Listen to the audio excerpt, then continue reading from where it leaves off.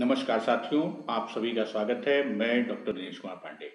दोस्तों, आज हम लोग डीएलएड थर्ड सेमेस्टर के अंतर्गत मैथ्स के बारे में बात करेंगे, जो हमारे डीएलएड का फोर्थ पेपर। तो इसके अंतर्गत हम लोग समुच्चय की संकल्पना के बारे में अध्ययन करेंगे, अर्थात समुच्चय है क्या, समुच्चय से संबंधित चीज के बारे में कि समुच्चय है क्या, वास्तव में समुच्चय क्या है, और गणित के परिप्रेक्ष्य में समुच्चय क्या है, और साथ ही साथ समुच्चय को लिखने की विधि क्या होती है, किस प्रकार से हम समुच्चय को लिखते हैं, अर्थात उनकी विधियां, इनके बारे में अध्ययन हम लोग करेंगे। चलते हैं सीधे समुच्चय कि समुच्चय है क्या। तो जैसा साथियों हम सभी जानते हैं कि समुच्चय, यदि सामान्य अर्थ में हम लोग इसके बारे में समझें तो अंग्रेजी में इसे हम लोग कहते हैं सेट। और अंग्रेजी का जो शब्द है सेट, उसको सामान्य जीवन में हमारा आपका जो सामान्य या दैनिक जीवन है, उसमें हम लोग बहुत सारे समूहों के रूप में, संग्रह के रूप में हम उसके बारे में चर्चा करते हैं। जैसे हम दिन प्रतिदिन बात करते हैं, हम कहते हैं कि हमको कप सेट लेना है या सोफा सेट खरीदना है, या हम ये कहते हैं हमको डिनर सेट खरीदना, जो कि सामान्य जीवन में दिन प्रतिदिन हम लोग ये सेट की बात करते हैं। तो इस अर्थ में यदि हम सेट या समुच्चय की बात करें कि उसका जो सामान्य अर्थ निकलता है, तो यहाँ जो उसका सामान्य अर्थ की बात हम करते हैं तो वस्तुओं के संग्रह या समूह के रूप में हम इसको लेते हैं। जो सामान्य अर्थ निकल रहा है वह किस रूप में ले रहे हैं? वस्तुओं के संग्रह या उसके समूह के रूप में। वैसे देखा जाए तो जब हम समुच्चय की बात करते हैं, हम ये कहते हैं कि समुच्चय क्या है, तो समुच्चय को सामान्य रूप में अगर देखते हैं तो समुच्चय को हम सुपरिभाषित और सुव्यवस्थित समूह के रूप में देख सकते हैं। समुच्चय क्या है कि विभिन्न वस्तुओं का के सुपरिभाषित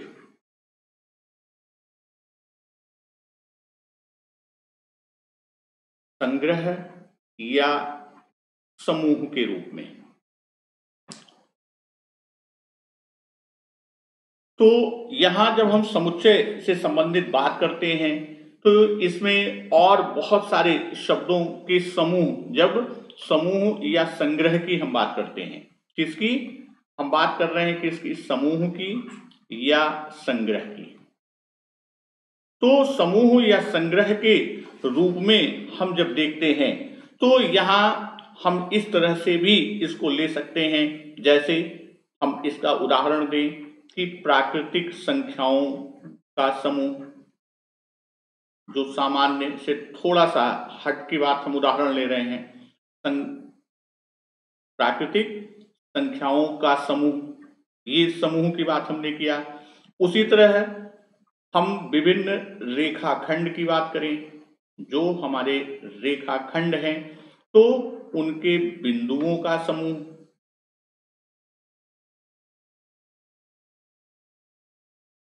या जो हम आप प्रश्न पत्र हल करते हैं तो प्रश्न पत्र के प्रश्नों का समूह।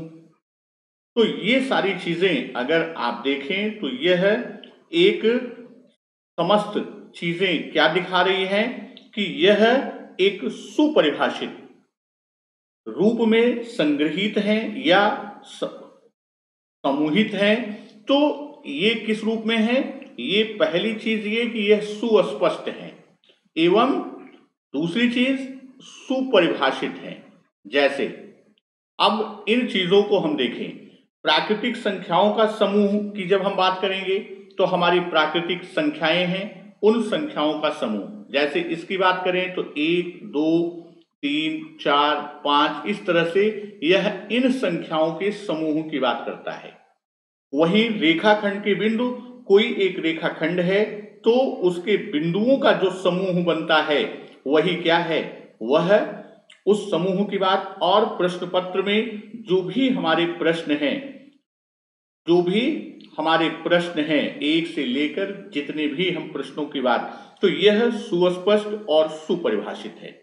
वहीं अगर हम ये कह दें कि एक समुच्चय को हम कुछ शब्दों में बांधकर इसे परिभाषित कर दें तो वास्तव में समुच्चय शब्द को एक रूप में या यूं कह दें कि शब्दों में बांधना अत्यंत कठिन है, या यूं कह दूसरे शब्दों में हम कहें तो समुच्चय को परिभाषित करना कठिन है, शब्दों में बांधना सरल नहीं है। तो समुच्चय की जब बात आती है तो समुच्चय की अवधारणा सर्वप्रथम शब्द हमारा समुच्चय, तो इसकी अवधारणा सर्वप्रथम कब आती है और किसके द्वारा की जाती है? समुच्चय की अवधारणा सर्वप्रथम जर्मन गणितज्ञ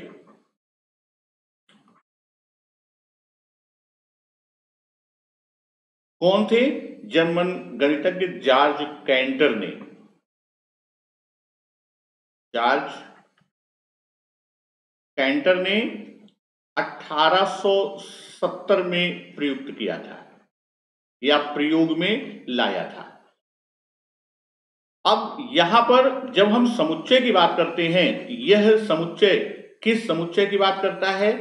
आधुनिक समुच्चय। यानी आधुनिक समुच्चय की अवधारणा को सर्वप्रथम जर्मन गणितज्ञ जॉर्ज कैंटर ने 1870 में प्रयुक्त किया था। यहीं जब हम इसके प्रयोग की बात करते हैं तो जॉर्ज कैंटर के साथ एक गणितज्ञ का नाम और आता है, वह डेटकाइंड का। इनके साथ एक गणितज्ञ और नाम आता है, वह कौन है? वह डेटकाइंड है। तो यहां समुच्चय की जब हम बात करते हैं तो वास्तव में समुच्चय की संकल्पना को देखें तो यह गणित की एक शाखा के रूप में है। समुच्चय किस रूप में है? समुच्चय गणित की एक शाखा, उसकी एक ब्रांच के रूप में समुच्चय को हम देखते हैं।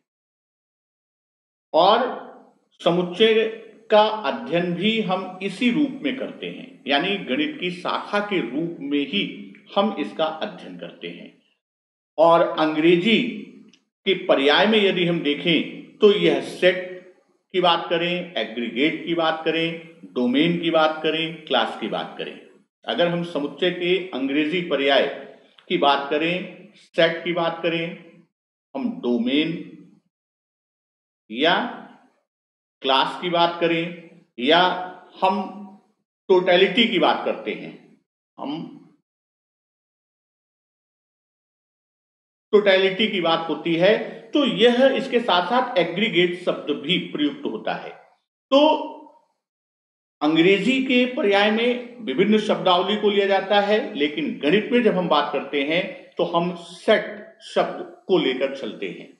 और यहां एक चीज और है, जो समुच्चय है, तो समुच्चय के अंतर्गत इसे ये कहा गया कि इसका सुव्यवस्थित होना और अस्पष्ट होना यह आधारभूत तत्व होता है। अर्थात अगर वह सुव्यवस्थित और सुस्पष्ट नहीं होगा तो यह समुच्चय की संकल्पना को स्पष्ट नहीं कर पाएगा। अगर हम इसी पर बात करें, जैसे हम बात करते हैं किसकी? क्रिकेट टीम की। अब देखिए क्रिकेट टीम, उसी तरह हम बात कर ले किसकी? Football team. हम बात करें वर्ष की, या हम बात करें सप्ताह की, हम माला की बात करें, तो अब यहां पर माला, जैसे यहां इसको और स्पष्ट कर दें, फूल माला। तो अब अगर इन समुच्चय, ये एक तरह के क्या हैं, यह समुच्चय के रूप हैं। क्रिकेट टीम क्या दिखा रही है, यह खिलाड़ियों का समूह दिखा रही है।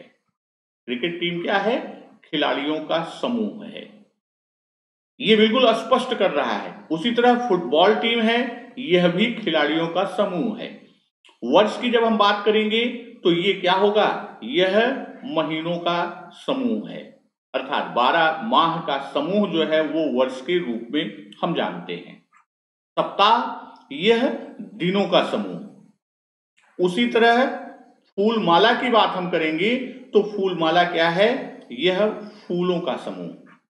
लेकिन यहां इन समूहों को जब हम देखते हैं तो इनमें एक सबसे विशिष्ट बात यह है कि यह क्या है, यह सुव्यवस्थित हैं, या इसी को हम इस तरह से भी कहें कि यह सुपरिभाषित हैं,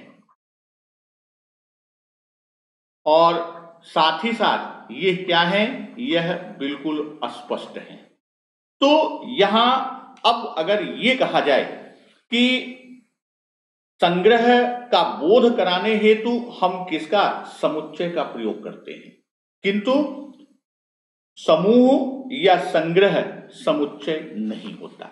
अर्थात समुच्चय जो है वह संग्रह या समुच्चय का बोध कराता है, लेकिन जैसे अगर इसको इस तरह से हम समझें कि जो समुच्चय है वह बोध कराता है किसका, समूह या संग्रह का,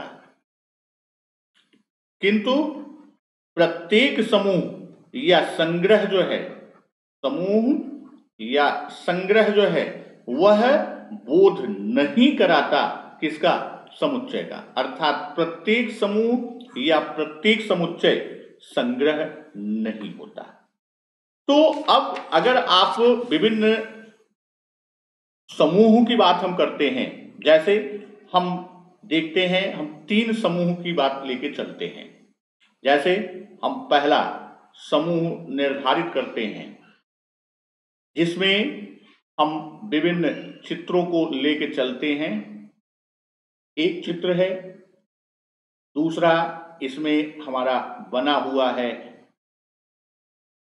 तीसरे चित्र की बात हम करते हैं, इसमें बना हुआ है, और एक और हम बना देते हैं चित्र,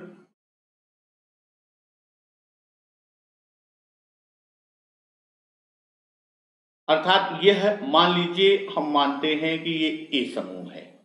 उसी तरह एक समूह और हम लेके चलते हैं, संग्रह है, समूह है, जिसमें हम विभिन्न अंकों को ले लेते हैं। उसी तरह तीसरा समूह हम बनाते हैं जिसमें हम विभिन्न आकृतियों को ले लेते हैं।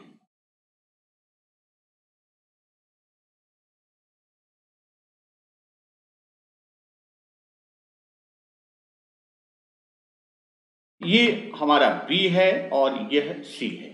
अब यहां हम देखें, ए जो है इसमें आपका आम है, केला है, अमरूद है, अंगूर है, यानी यह क्या है, यह फलों का समूह है। उसी तरह 1 2 3 4 5 है, तो बी क्या है, यह अंकों का समूह है। उसी तरह सी जो है यह विभिन्न आकृतियां, इसमें त्रिभुज, चतुर्भुज, समांतर चतुर्भुज, खंडभुज, तो यह क्या है, आकृतियों का समूह है। तो अब यहां हम यह देखें कि ए में क्या है, यदि हम कहें इसी को समुच्चय, समूह क्या है, समुच्चय। अब इसको हम इस तरह से देखें कि समुच्चय ए में क्या है, समुच्चय ए में फल, और फलों में क्या क्या है, फलों में आम है, केला है, अमरूद है और अंगूर है, यानी यह जो समुच्चय है यह इनका है। उसी तरह हम समुच्चय बी की बात करें, अगर आप समुच्चय बी को लें समुच्चय बी में, समुच्चय बी में क्या है? समुच्चय बी में संख्याएं हैं। समुच्चय बी में संख्याएं और कौन सी हैं? 1, 2, 3, 4 और 5। उसी तरह समुच्चय सी की बात हम करें, अगर आप देखें तो यहां तीसरा आपका जो समूह है उसे नाम दिया सी, तो वह समुच्चय सी है। सी में क्या है? सी में आकृतियां हैं। तो यह आकृतियां इसमें क्या है? इसमें आपका त्रिभुज है, चतुर्भुज है, समांतर चतुर्भुज है और खट्भुज है। तो इस तरह ये हम देखते हैं तो यह पूर्णतः क्या है? यह सुपरिभाषित कर देता है। और समुच्चय ए बी सी की बात हम करें में एक विशेषता, एक विशिष्टता दिखाई देती है। वह विशेषता कि इसके सदस्य सुपरिभाषित हैं। यानी हम ये कहें कि इन सब के जितने भी सदस्य हैं वह सदस्य कैसे हैं? वह सुपरिभाषित, अर्थात हम उनको हर समूह के सदस्य के रूप में समझा सकते हैं, परिभाषित कर सकते हैं। अब प्रत्येक समूह या संग्रह समुच्चय है, अगर इस पर आप विचार करें कि क्या प्रत्येक समूह या संग्रह, अगर यहां पर हम विचार करें कि प्रत्येक समूह या संग्रह समुच्चय है, यह एक विचार कीजिए। तो अब इसके लिए हम एक एग्जाम्पल लेते हैं। खाने की बहुत सारी वस्तुएं हैं और उन वस्तुओं में हम ऐसी वस्तुओं का, अगर परिवार में खाने की जो भी वस्तु है, जो भी पदार्थ हैं खाने की वस्तुओं में जो सबको प्रिय हो, जो सबको प्रिय हो, उसका समूह बनाना है या उसका संग्रह तैयार करना है, तो क्या यह संभव है? यह क्या है? अत्यंत कठिन है। क्यों? क्यों अत्यंत कठिन है? यह आवश्यक नहीं कि जो पहले को पसंद हो वही दूसरे को पसंद हो। दूसरे की पसंद या पहले की और दूसरे की पसंद एक जैसी है तो आवश्यक नहीं कि जो तीसरा सदस्य है उसे वह नापसंद हो। अर्थात उन भोज्य वस्तुओं का, खाने की वस्तुओं का हम संग्रह नहीं कर सकते, समूह नहीं निर्मित कर सकते, क्योंकि यह अत्यंत दुरूह है। या आप लाइब्रेरी जाते हैं, पुस्तकालय, और ऐसी पुस्तकों के बारे में आप उनके समूह पर, उनकी सूची पर आप विचार करिए, सोचिए कि जो सभी को पढ़ने में अच्छी लगती हैं, क्या यह समूह समुच्चय है? तो आप पाएंगे कि ऐसे पुस्तकों के समूह का निर्णय करना सरल नहीं है। जो पढ़ने में, यानी पुस्तकालय की उन पुस्तकों का समूह जो पढ़ने में लगभग सभी को अच्छी लगे। क्यों? कोई पुस्तक किसी को पसंद होगी तो वही पुस्तक दूसरे को अच्छी लगे, यह आवश्यक नहीं है। इसलिए इस समूह या संग्रह को हम क्या कहेंगे? इसे समुच्चय नहीं कहेंगे। तो इस तरह अगर आप विचार कीजिए कि जो आपका पूर्व का चित्र है, जैसे समुच्चय ए है, समुच्चय बी है और समुच्चय सी है। अब समुच्चय ए में फलों के समूह की बात करते हैं, तो अब यहां पर जैसे हम इसका उदाहरण लें कि फलों का समूह जिसमें समुच्चय ए, यहां हम कहें कि समुच्चय ए में कौन कौन से फल हैं? इसमें आम, केला, अमरूद व अंगूर, यही ये हैं। तो अब समुच्चय एफ में हम ये कह सकते हैं कि आम, जो यहां पर आम है, आम को हम इस तरह से भी व्यक्त कर सकते हैं कि आम समुच्चय ए का सदस्य है। आम समुच्चय ए का सदस्य है। या केला समुच्चय ए का सदस्य है। अमरूद समुच्चय ए का सदस्य है। उसी तरह हम बात करें समुच्चय बी का, तो यहां कह सकते हैं कि एक समुच्चय बी का सदस्य है, चार समुच्चय बी का सदस्य है, तीन समुच्चय बी का सदस्य है। तो इस तरह हम ये व्यक्त कर सकते हैं। तो इस आधार पर हम इसको इस तरह परिभाषित कर सकते हैं। इसी बात को दूसरे रूप में हम इसको लिख सकते हैं कि उन वस्तुओं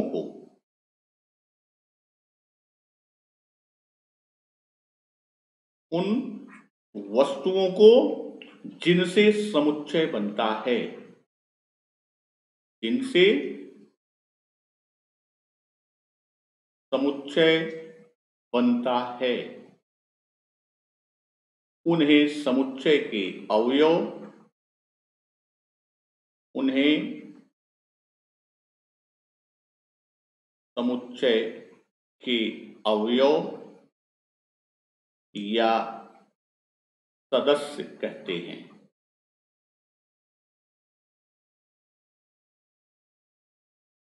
तो यहां पर यही चीज हमको जब दर्शाना होगा, समुच्चय आम समुच्चय ए का सदस्य है, तो यहां ये कहें कि समुच्चय का सदस्य है, यह चीज प्रदर्शित करने के लिए समुच्चय का सदस्य है, इसको प्रदर्शित करने के लिए ग्रीक भाषा का अक्षर है, संकेत है।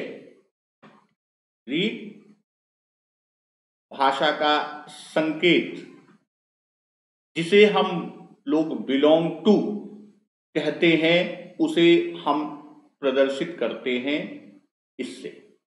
ये इसको हम क्या लिखेंगे? यदि इस संकेत को उच्चारित करना होगा तो इसका उच्चारण हम आप करेंगे बिलोंग टू। अब इसको कैसे हम प्रयोग करते हैं इस चीज को? अब अगर जैसे समुच्चय ए का हमने एग्जाम्पल लिया था, तो हम कह सकते हैं कि आम सदस्य है समुच्चय ए का, या अंगूर सदस्य है समुच्चय ए का, या एक सदस्य है किसका? समुच्चय बी का। तीन सदस्य है किसका? समुच्चय बी का। तो इस तरह से भी हम इसको प्रदर्शित कर सकते हैं। और इसके प्रदर्शित करने में एक चीज और, जैसे सदस्य संख्याओं में जो हम बिलोंग टू संकेतन का प्रयोग कर संबंध बताते हैं, तो वहां पर यह समुच्चय के सदस्य को परिलक्षित करता है। अब ऐसा भी आपके सामने आ सकता है, जैसे एक एग्जाम्पल हम यहां ले रहे हैं कि एक समूह का निर्माण हम करते हैं और अंकों का ही 1 2 3 4 5 जो समुच्चय बी को दिखाता था। अब इसमें हम ये कह दें, अगर ये प्रश्न पूछ लिया जाए कि क्या 7 समुच्चय बी का सदस्य है, इसको कैसे हम व्यक्त करेंगे? तो यही तो लिखेंगे कि 7 समुच्चय बी का सदस्य नहीं है, समुच्चय बी का सदस्य नहीं है। तो इसको कैसे हम प्रदर्शित करेंगे कि 7 नॉट बिलोंग टू समुच्चय बी। तो इस तरह, या डज नॉट बिलोंग टू समुच्चय बी। अब समुच्चय नहीं भी हम लिखेंगे तो हम इस तरह से भी कर सकते हैं कि 7 does not belong to be, ये भी हम दिखा देंगे। तो इसका आशय है कि संख्या 7 समुच्चय बी का सदस्य नहीं है या उसका एलिमेंट नहीं है। अब हम लोग बात करते हैं कि समुच्चय को प्रदर्शित करने की विधियां। समुच्चय को प्रदर्शित करने की विधियां।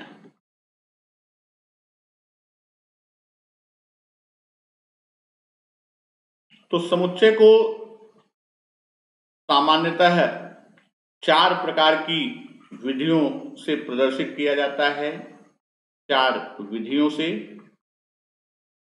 और अगर इसमें चारों विधि को हम देखें तो पहली जो विधि होती है, तो पहली विधि में क्या करते हैं कि इसमें समूह के सभी सदस्यों को लिखते हैं। तो यानी पहली विधि जो होती है, सभी सदस्यों को लिखना, सभी सदस्यों को लिखना। अब इसको हम इस तरह से भी समझ सकते हैं सभी सदस्यों को लिखने में कि 1 से 8 तक की प्राकृतिक संख्याओं का समुच्चय। जैसे इसका एग्जाम्पल हम लें और ये कहें कि 1 से 8 तक की प्राकृतिक संख्याओं का समुच्चय। तो इसे हम कैसे करेंगे? का समुच्चय। तो अब इसको हम कैसे दिखाएंगे? जैसे बताया, मान लीजिए वह ए समुच्चय है, ए इज इक्वल टू मझले ब्रैकेट से हम इसके सदस्यों को अंदर लिखते हैं। अब 1 से 8 तक की, तो 1 2 3 4 5 6 7 8 मझला ब्रैकेट बंद, यानी सभी सदस्यों को लिखकर हम करते हैं। फिर दूसरी विधि की बात हम करते हैं। तो दूसरी विधि में क्या होता है, कुछ सदस्यों को लिखने के बाद, कुछ सदस्यों को लिखने के बाद डॉट डॉट लिखना।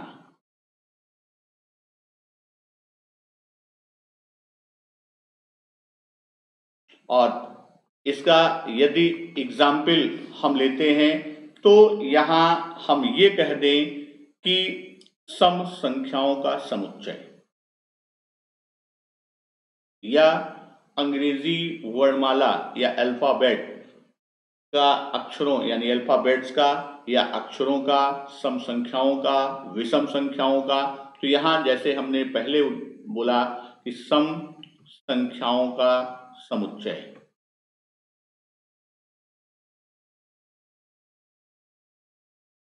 तो इसको कैसे हम लिखेंगे? मान लीजिए बी समुच्चय है, तो बी इज इक्वल टू मझले ब्रैकेट, तो 2 4 6 8 डॉट डॉट डॉट डॉट, इस तरह से, यानी वो परिलक्षित करता है ये संख्या आगे बढ़ती जाएगी। तो ये दूसरी विधि है। और तीसरी विधि जो आपकी होती है, तो तीसरी विधि में हम कहते हैं कि कोई विवरण देना, इसमें कोई विवरण देना।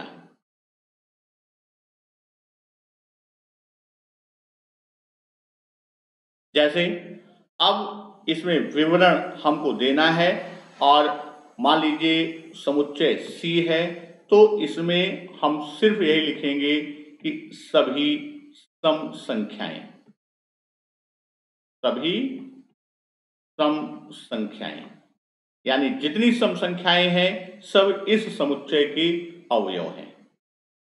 और चौथी विधि जो लिखने की, प्रदर्शित करने की चौथी विधि है वह बीज गणितीय या बीज गणित की सहायता से। बीज गणित की सहायता से।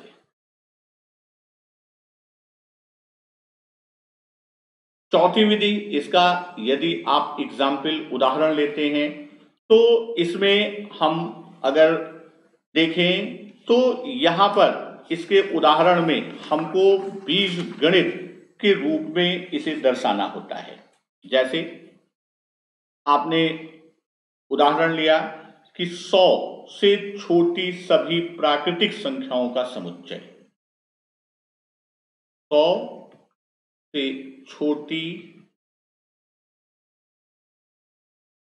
सभी प्राकृतिक संख्याओं का समुच्चय।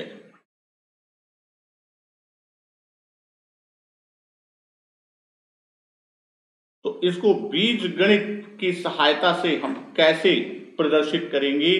तो मान लीजिए यह समुच्चय D है, तो D इज इक्वल टू हम क्या लिखेंगे कि x सच दैट x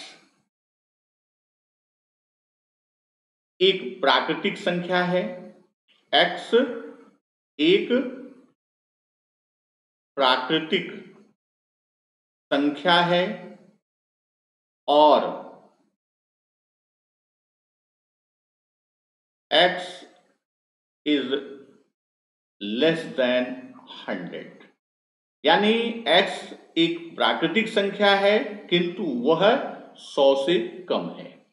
तो यह आपका दर्शाने का तरीका हो गया।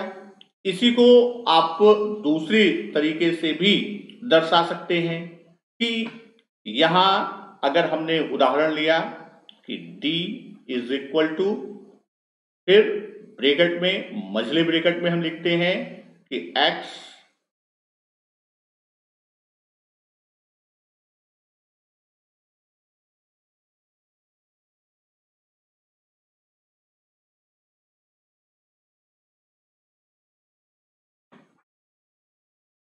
ये हमारा दूसरा उदाहरण, ये हम दूसरा एग्जाम्पल ले रहे हैं। इस तरह से लिखा हुआ है G is equal to x, 2 less than x, फिर x लेस देन 7 और x एक पूर्ण संख्या है।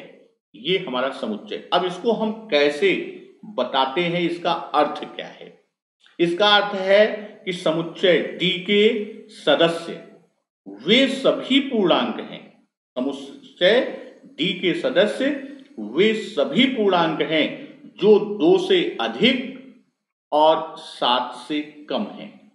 और इसको हम इस तरह से भी लिख सकते हैं कि D इज इक्वल टू 3, 4, 5, 6, क्योंकि 2 से बड़े और 7 से छोटे सभी पूर्णांक जो हैं या पूर्ण संख्या, वह क्या है? वह D समुच्चय के अवयव हैं। दोस्तों आज के लिए इतना ही, और फिर नेक्स्ट सेशन में हम लोग बात करेंगे समुच्चय के निर्माण की विधि कैसी है, हम समुच्चय को कैसे निर्मित करते हैं और समुच्चय के प्रकार के बारे में अध्ययन करेंगे। तब तक नमस्कार, वंदे मातरम।